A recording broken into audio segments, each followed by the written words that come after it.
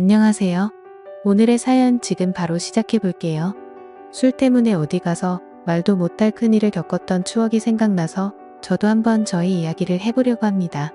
자랑할 만한 일은 아니기에 누구에게도 말한 적은 없는데 익명이 보장되는 이곳이라면 마음 놓고 이야기를 해도 걱정이 없겠네요. 벌써 몇 년 된 이야기이고 자세한 부분은 기억도 가물가물해서 잘 나지를 않습니다. 당시 만나던 여자친구가 있던 일화인데 그 여자친구에게는 여전히 비밀로 간직한 이야기이긴 하지만 지금은 알고 있지도 않을까 그런 생각이 드네요. 술 취하면 개가 된다는 말이 딱 저를 위한 말이라고 생각했습니다. 그때는 술 잘 마시는 게 자랑거리고 멋진 거라 생각했던 철없던 시절이었기 때문에 보통 한번 술을 마시기 시작하면 다음날에 필름이 안 끊기면 술을 좀 덜 마셨구나 생각할 정도로 틈만 나면 술 마시고 취하는 게 일상이던 시절이었지요. 아무튼 그 당시에는 지금 다니는 회사가 아니고 경력 쌓겠다고 들어간 회사에서 일을 할 때였는데 교통이 워낙 불편하던 곳이라서 회사랑 가까운 곳에 자취방을 구해서 지내고 있었습니다. 근처에 공장도 많고 땅값도 싼 지역이라 중소기업도 많이 위치한 지역이었습니다. 그리고 가까이에 대학교가 딱 한 개 있었는데 어떻게 근처에서 술 먹다가 알게 된 여자하고 이렇게 저렇게 잘 풀려서 연애하는 사이가 되었습니다. 여자친구는 그 학교에서 공부를 하던 대학생이었고요. 여자친구는 당시에 대학교 기숙사에서 지내고 있었는데 하루는 저희 집에서 신세를 져도 되느냐 묻더라고요. 안 된다고 할 이유가 없었지요. 잠은 한숨도 안 재울 거라고 준비 단단히 하고 오라고 너스레를 떨고 있는데 그것 때문에 저희 집에서 자는 게 아니라 저한테 부탁이 있다고 하는 겁니다. 본가에서 자기 이모가 놀러 오는데 자기가 기숙사다 보니 이모가 자고 갈 곳이 없다고 저희 집에서 신세 좀 져도 되겠냐고 하더군요. 당시 제가 자취하던 게 어쩌다 보니 좋은 조건으로 트롬자리 빌라를 빌려서 살고 있었는데 방이 하나가 비다 보니 그 방에서 자기를 자기 이모와 같이 하루만 재워줄 수 있냐고 묻더라고요. 김이 새기는 했는데 그날만 날도 아니고 이렇게 여자친구 한번 집에만 들여서 재워주면 저한테도 앞으로 나쁠 게 없고 자연스럽게 우리 집에서 자고 가라는 말을 할 수 있겠다 싶어서 그러라고 했습니다. 이모라고 해서 저는 엄마 빨 되는 사람이 올 줄 알았는데 이모가 무슨 언니라고 해도 무방할 정도로 젊은 사람이라 놀랐습니다. 지방에서 나레이터 일을 하고 있다고 하는데 할아버지가 재혼을 하면서 늦둥이로 가진 이모라서 나이 차이가 자기랑 얼마 나지 않는다고 하더군요. 거기에 할아버지 부탁으로 어머니가 이모를 아기 때부터 돌봐주면서 자기랑은 자매나 마찬가지로 지냈다고 하더라고요. 나레이터 일을 해서 그런지 이모도 미모인데 춤을 춰서 그런가 군더더기 없는 모습이 인상 깊었습니다. 여자친구한테 지나가는 말로 너네 이모가 너보다 더 이쁘다라고 농담 한마디 건넸는데 여자친구가 질투를 한 건지 제 등짝을 세게 때리더라고요. 아무튼 여자친구도 미모가 어디 빠지는 사람은 아니었는데 모델급 정도 되는 여자 2명을 끼고 돌아다니니 주변 남자들이 저를 부러워하듯 쳐다볼 정도였습니다. 물론 그 시선이 제가 아니라 눈부시게 예쁜 두 여자한테 향한 것이겠지만 왠지 그 두 여자들과 같이 있는 저를 시기 질투하는 듯한 느낌이 들어서 왠지 모르게 어깨에 힘이 들어가더구며 누가 뭐래도 그 여자들하고 같이 걷고 있는 건 다른 사람이 아니라 바로 저였으니 말이지요. 아무튼 같이 근처에 있는 호프집으로 가서 간단하게 술을 한잔 했습니다. 여자친구 이모한테는 멀리서 여기까지 무슨 일이냐고 물었는데 여자친구가 지금 자기가 구상 중인 사업이 있어서 그것 때문에 이모가 도와주러 온 거라고 하더라고요. 지금이야 인터넷에서 아무나 장사할 수 있게 플랫폼이 잘 되어 있지만 그때는 그렇지 않았습니다. 그리고 인터넷 쇼핑 사업이 대박을 칠 수 있는 사업 아이템이라는 인식이 막 자리 잡기 시작한 때였기도 했었고요.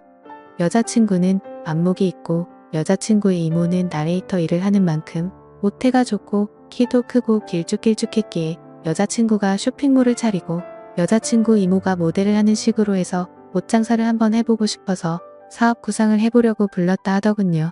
저도 마침 회사에서 하고 있던 일이 판매업 관련이고 유통 전반적인 부분에 대해서 제가 지식이 있었기 때문에 제 의견을 물어보고자 제 도움도 필요해서 상의 한번 해보고 싶어서 자리를 만든 거라 하더군요.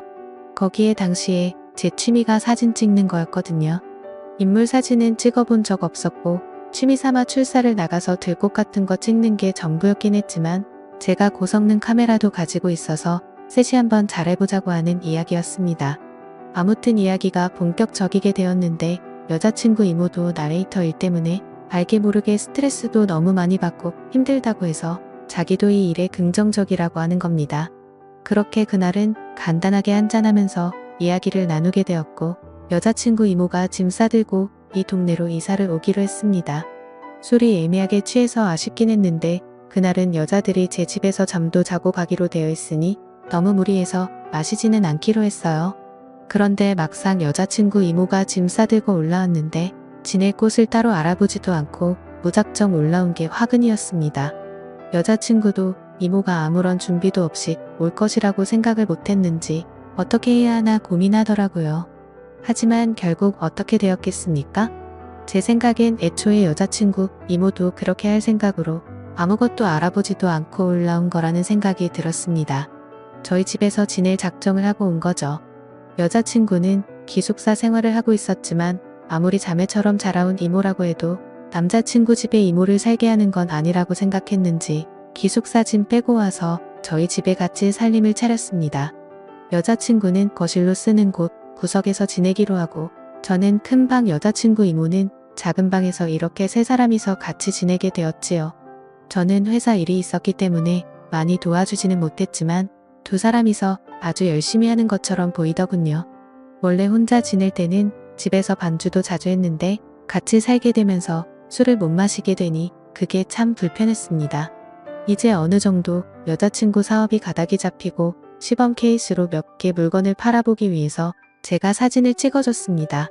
인물 사진은 처음 찍어보긴 하는 건데 카메라 안에 담기는 여자친구, 이모의 미모가 보통이 아니더라고요. 아무튼 그렇게 시범타로 물건을 올려서 팔기 시작했고 예상외로 반응이 좋아서 몇 발 안 되긴 했지만 물건을 전부 매진시키게 되는 기염을 토하게 되었습니다. 그때는 아주 사업이 잘 될 거라고 잔치 분위기였고 그 분위기에 술이 빠질 수는 없었지요. 기쁜 날이기도 하고 어쨌든 이 성공에 저도 한몫 보탬이 되었다 싶어서 고주망태가 될 때까지 술을 마시게 되었습니다. 그런데 술이 들어가니 그동안 참아왔던 게 한 번에 터지게 되더라고요.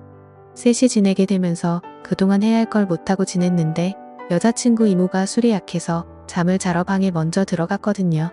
여자친구랑 둘이 술을 마시고 있다가 저는 기회만 보고 있었습니다만 여자친구는 그래도 이모가 있는데 어떡하냐면서 자꾸 거절을 하기 시작했습니다.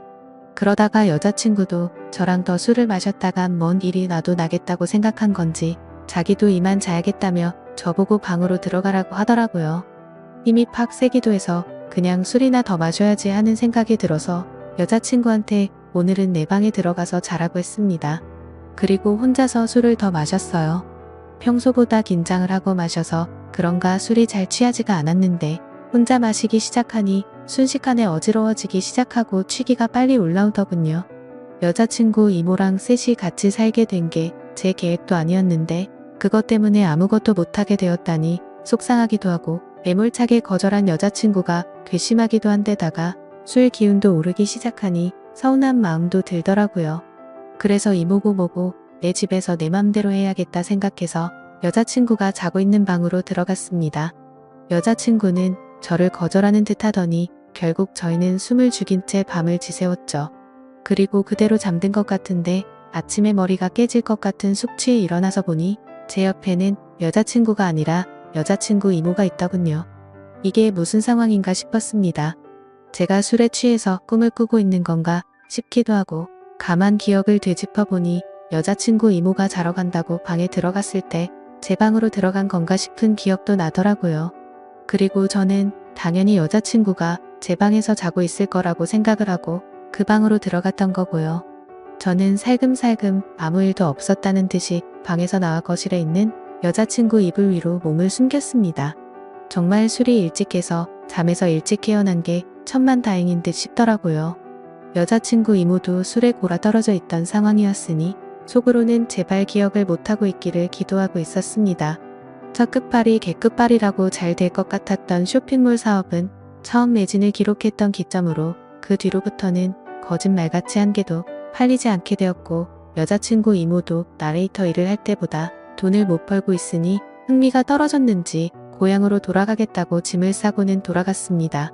그 뒤로 여자친구랑은 몇 달 더 만나다가 헤어졌는데 문득 그런 생각이 들더라고요.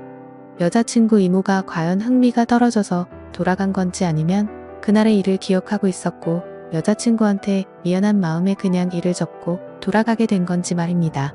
진실은 그날의 일을 겪은 여자친구 이모만이 알고 있겠지요.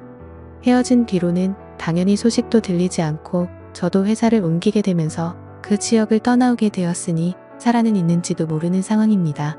그래도 가끔씩 그날의 일을 추억하면 정말 다른 것과 바꿀 수 없는 좋았던 젊음의 한 페이지였던 것 같네요.